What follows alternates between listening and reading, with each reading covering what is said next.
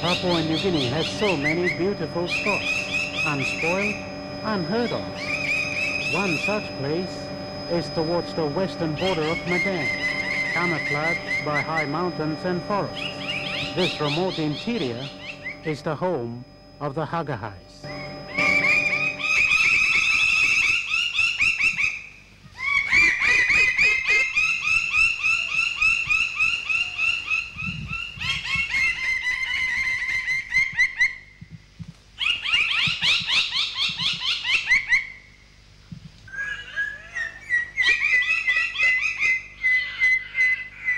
The Hagahais have been the last in Papua New Guinea to have come into contact with the Western way of life.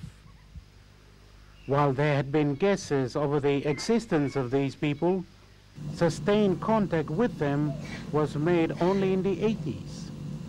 When the rest of the country celebrated independence this time, back in 1975, the Hagahais did not know that there was even life beyond their own mountain boundaries.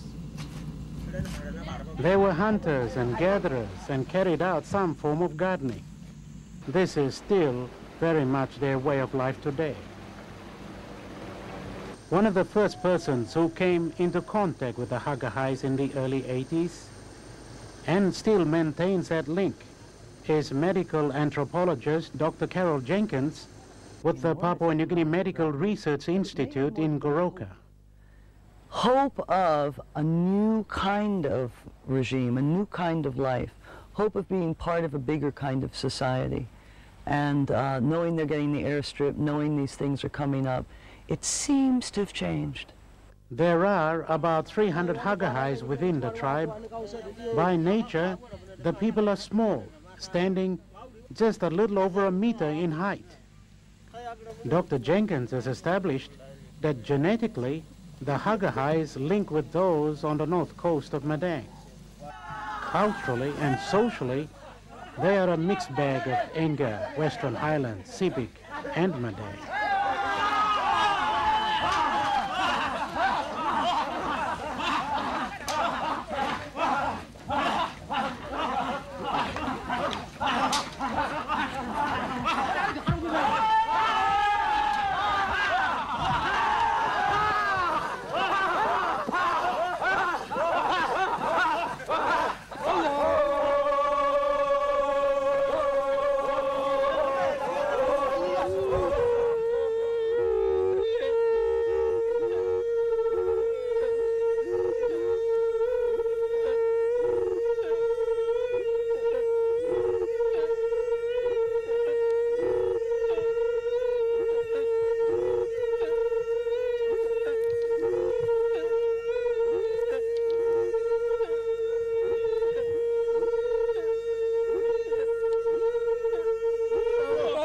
Over the years, Dr. Jenkins has been able to help the people with the most important of services.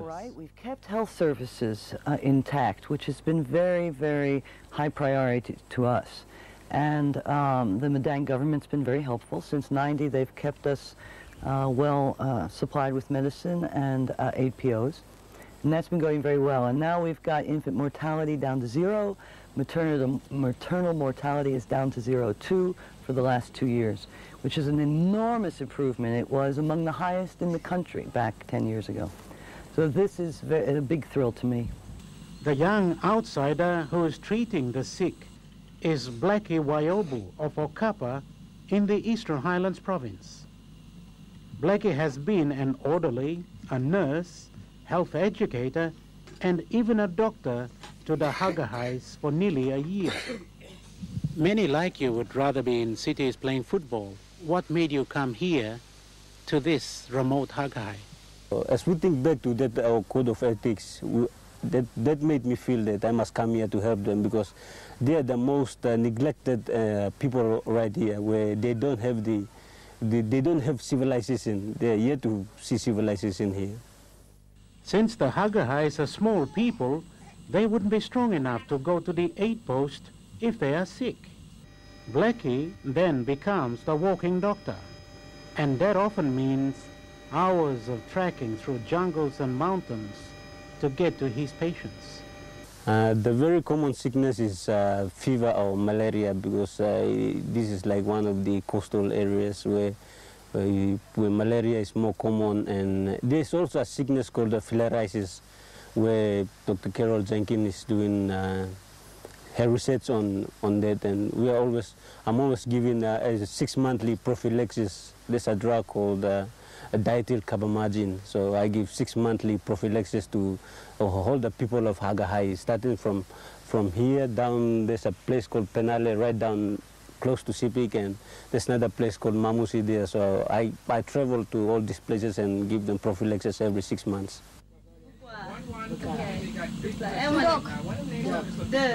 Dog. Okay.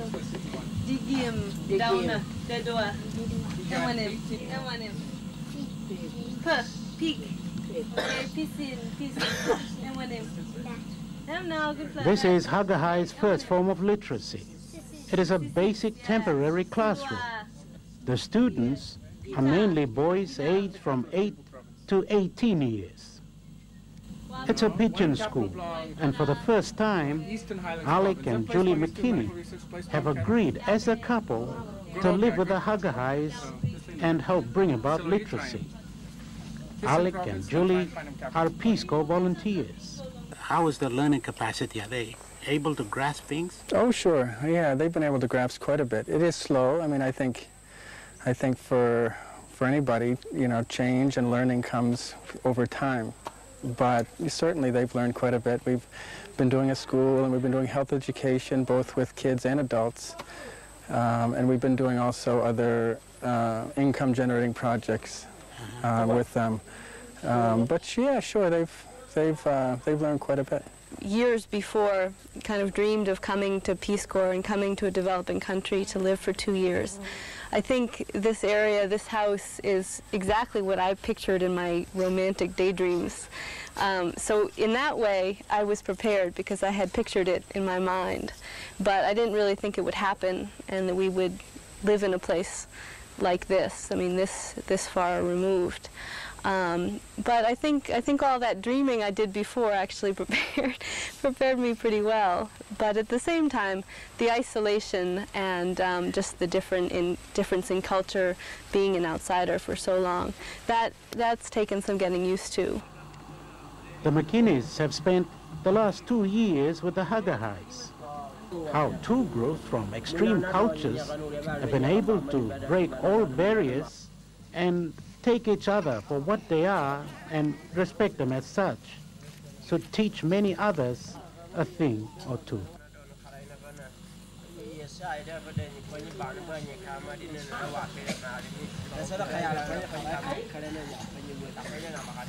The learnings and teachings have not always been one-sided.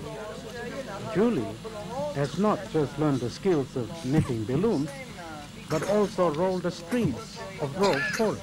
Yeah, it took me a while to figure out how to do it. One thing we've learned here is how, I don't know, how ignorant we are. You know, we come from town, from America. We tend to think that, you know, we know everything so much better. But we come here and just walking through the bush and things like turning this rope for the billum, took me a long time to figure it out and to get smooth with it. And I use town rope, which is just wool rope, and the women here use the bark from a tree, which is a lot harder, and I can't even do that yet, so I have the easy thing. But yeah, it took a while. This interaction has to come to an end sooner or later. Julie and Alec leave for their own home, the United States, later in the year. The Hagahais remain in their corner of Papua New Guinea.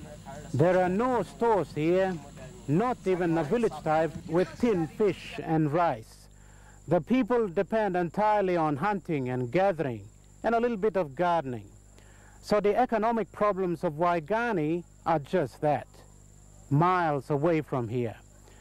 At Hagahai, the Kina and Toya is no big deal. Not even the finance department, the prime ministers. They don't even know about the national parliament. As education develops at Hagahai, the people will comprehend the bigger world.